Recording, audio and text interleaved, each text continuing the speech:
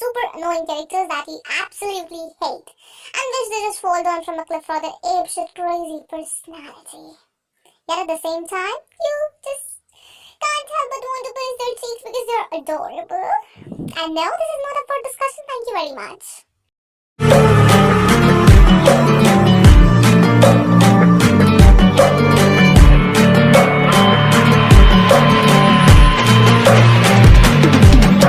If we are one grain of sand in the middle of the ocean, can you try to Drip, drip, drop. JuViA is the rain woman.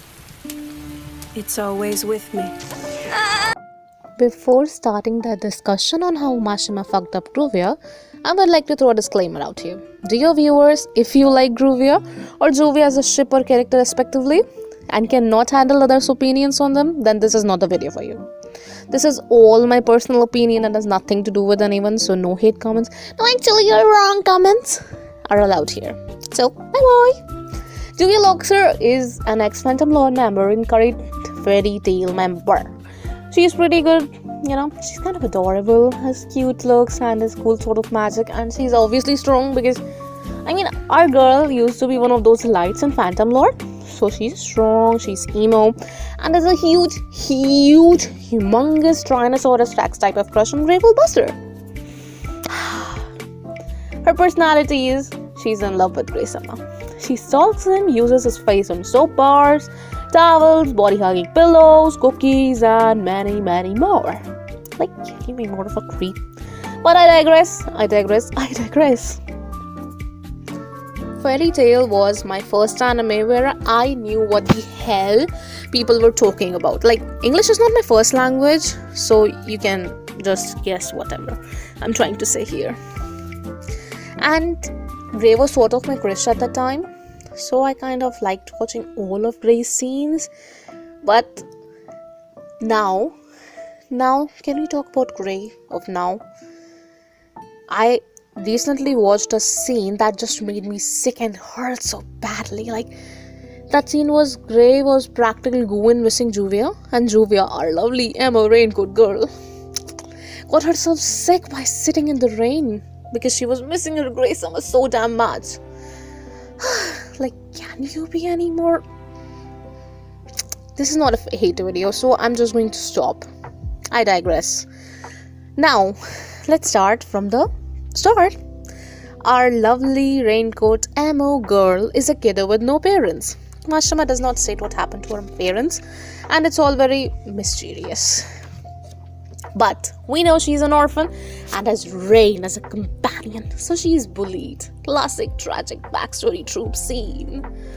Now, due to her bullying, her view of world changes, and she thinks of herself as an Amiona, a woman who it always seems to rain around for. Poor girl, how sad. Let's give her a hug. You buy me coffee and I'll give her a hug for you. And cause it literally rains everywhere she goes, people blamed her for something she has no control over. Cue mental health tutorials. And the infamous nickname, aka JuViA the Rain Woman, very original, I know. Okay, I'm not going to explain every little story of her life. So let me run my mouth for you. She joins Phantom Lord because she wanted a home, she wanted to belong somewhere. Things are great for her, but then this thing with Bora happened, boys being adult assholes, I meant to say. And she grew depressed because Bora or boys, but not for long. Oh, sounds ominous. Maybe it is bad luck. When JuViA is introduced to us readers during her fight with Grateful Buster, we can see how she falls in love with Grey-sama. Eye roll. Okay, to be fair to JuViA, Grey was kind to her, respected her, was a feminist, and he stopped the raincoat, aka my nickname for JuViA. How happy she is, and cause he stopped the fall of loneliness and alienation of decades, he becomes Grey-sama. So she joins Fairy Tail, and of course, Fairy Tail will be the best guild ever, accepts her and lets the obsession feed. Like, guys, I don't know what to say about her stalker tendencies. Like, some people don't even accept it as stalkerish. Well, good for you. Pun intended. Her advances, her rainbow of feelings, makes Grisama crimp and people think it's not creepy.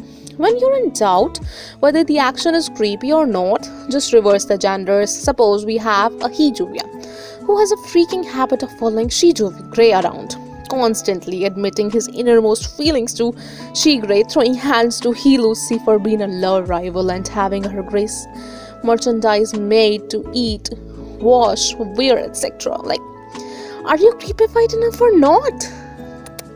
But whatever, it's painfully obvious that Grey is at the very least, somewhat creeped out with JuViA's constant actions towards her.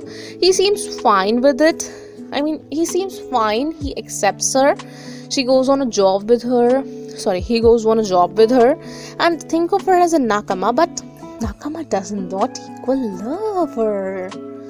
But he does not he's I have no words for it. It's very clear he's creepified by her, and I don't know why people think of it as romantic. No, this is not the cue for you JuViA lovers to tell me why JuViA is the best or JuViA is the best. It's not the cue. She's more creepy in the anime, by the way. Remember when she stalked Grey and Urza in that mission during the Key to Starry Sky arc? Yeah, that one. It's a filler. Woohoo! Let's, Fairy Tail's horrific comedic relief strikes again, because the only best way to bring a comedic relief to a very starting of a new arc is to let a stalker obsession feed. Yeah, you. Even after all this, this whole entire mess, we are gifted with 413 days, and that's an episode and 100 year quest. Like, what the fudge is? Mashima, let me put you for a brain check. Why are there so many JuViA moments used as comedic relief? Why?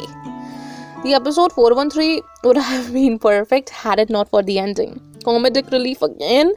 Why? Oh my god. To be honest, some moments are truly funny, like that love potion one. Oh, wait. Sorry. Or that crying in Ocean of Tears one. But it also cheapens JuViA and JuViA, I guess. While as the manga progresses, JuViA's stalkerish tendencies are ceasing, and it's a good thing, good for them. But the thing between JuViA and Grey is not the real, the type of love that that we read in the stories or novels. It is more and more like how JuViA behaves. Their relationship is that of how JuViA behaves, a fangirl. But again, whatever, I don't hate JuViA, but what Mashima truly wanted to do with JuViA, he failed.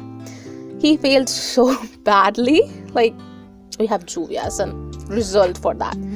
He wanted to use love plus rain plus rainy days to create a mage, and while he did use those things, he messed up and poured a whole bottle of comedic relief and hentai. Like, fuck off.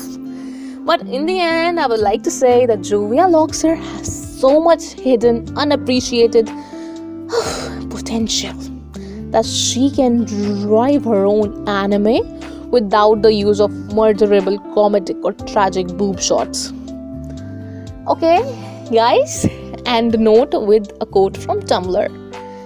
Yeah, it's a nice one. It's funny seeing JuViA fans say something along the lines of, I don't like Lion and JuViA because Lion made JuViA uncomfortable.